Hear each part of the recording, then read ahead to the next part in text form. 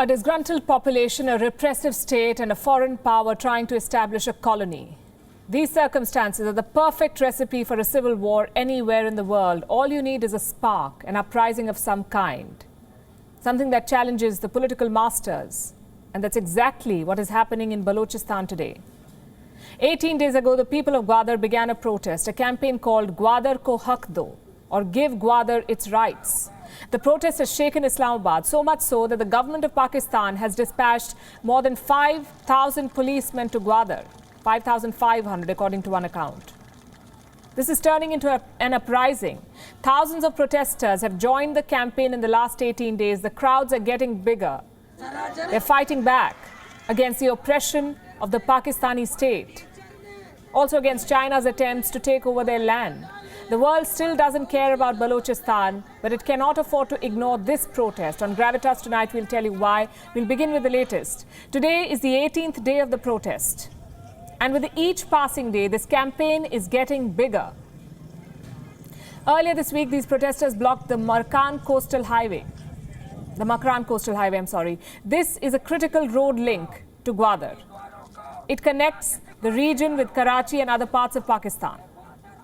The protesters put up barricades, big boulders and hurdles. All kinds of vehicular traffic was suspended. On Thursday, local businesses downed their shutters in protest. All shops, business centers, markets and banks remain closed in Gwadar. The protesters have put up a list of 19 demands. What are these demands? Listen to this. What are the protesters demanding? Jobs, clean water, electricity, hospitals, schools. The people of Gwadar are demanding the absolute basics from their government. What all humans need to survive in this day and age. And the state of Pakistan has denied them all of this.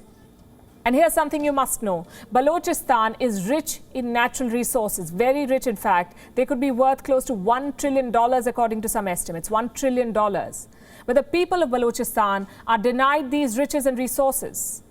They do not benefit from the wealth of their land. Islamabad is squeezing all this wealth and pushing the Baloch into poverty.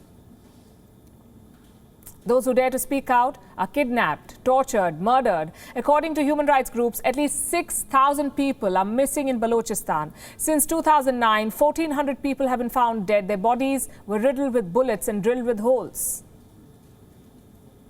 You can imagine what happened to them.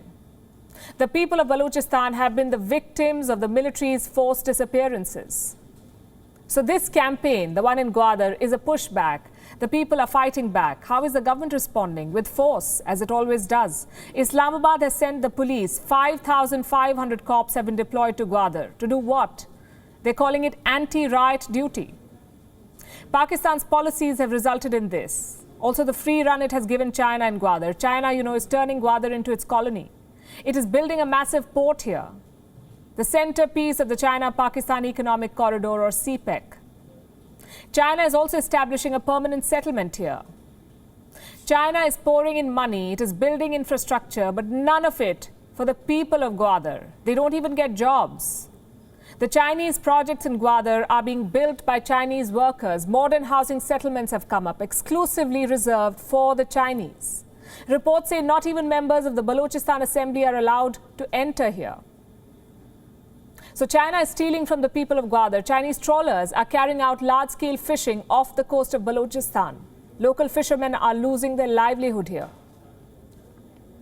The Chinese trawlers, you see, use machines to catch fish.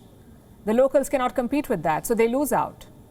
And their government does not help, the government of Pakistan. It has legitimized China's fishing operations. It has given the Chinese licenses. So the local fishermen in Gwadar have no other option but to protest. At least 1,000 fishermen are part of this campaign. They say the local officials are corrupt and they're working for Chinese trawlers. How does Beijing respond to all of this? By denial. China says there is no backlash in Balochistan, there is no protest in Gwadar, and that this is all fake news. 这完全是一条假消息。 This is completely a fake news. Certain media's hyping up of the protests against China in Gwadar region lacks factual basis. I want to reiterate that the Gwadar port, as a leading project of CPEC, has been focusing on the development and people's livelihood. China does not want the world to pay attention to this protest because it is not just stealing livelihoods and colonizing Gwadar, it is also planning to militarize it. China wants to send its army to Gwadar. Their new port won't just be a transport hub, it will serve as a base for the Chinese naval forces. The PLA is planning an expansion. Right now, 20,000 troops serve in the PLA's Marine Corps. China wants to expand this to 100,000 personnel.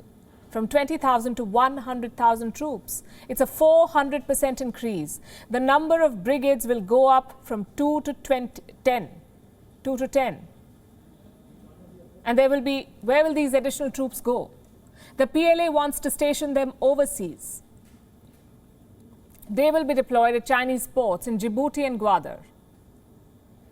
How do you think the Chinese military presence in Gwadar will play out? The writing is on the wall. Public anger is swelling. Separatist groups are gaining ground. Chinese projects and citizens are under attack here. Once the Chinese Navy sets foot in Gwadar, a retaliation is certain. And that could mark the beginning of a civil war in Gwadar, in Balochistan. Not to mention a security nightmare for the region. WION is now available in your country. Download the app now and get all the news on the move.